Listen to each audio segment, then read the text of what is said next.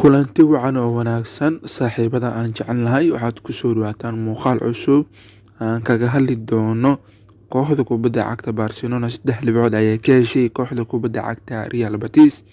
intaan barnaamijka ugu gelin haddaa channelka Barca 252 ku cusub tahay subscribe saaro si ku soo gaaraan muuqaalada soo socda. muuqaalkan share maasinid Barcelona ayaa 3 dhibcood ka soo heshay kooxda Real Betis ee ku booqatay garoonka Benito Fernandes kadib markii kaga soo adkaatay 2-3 ciyaar ka tirsaneed kulamada 23 horyaalka La Liga dalka Spain. kooxda Barcelona ayaa 3 dhibcood ka soo heshay kooxda Real Betis ee ku booqatay garoonka Benito Fernandes kadib markii kaga soo adkaatay 2-3 ciyaar ka tirsaneed kulamada 23 horyaalka La Liga dalka Spain.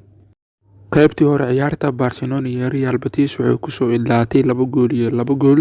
labada gool kooxda kubadda cagta Barcelona waxaa kala dhaliyeen Frankie de Jong iyo Sergio Busquets. qaybtii labaad markii dib la isku soo laabtay labada kooxood waxay ku soo galeen garoonka dardar xoogan waxayna sameeyeen fursado badan oo halis ah gool loo filinayay. ugu dambeyntii ciyaartii Barcelona iyo Real Betis waxay ku soo ilaatay 2 gool iyo 3 gool ee ku badisay kooxda kubadda cagta Barcelona.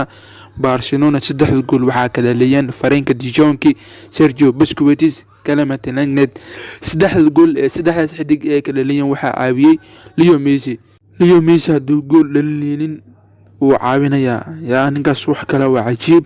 ciyaartii xalay Kaga 2 jaal ayuu qaatay kadib roos ayaa la siiyay casaan. kulanka xiga horyaalka wuu seegi doonaa. ciyaartii xalay waa daabatay taageere aragtidaada ka soo dhiiba kulankii xalay Barcelona iyo Real Betis.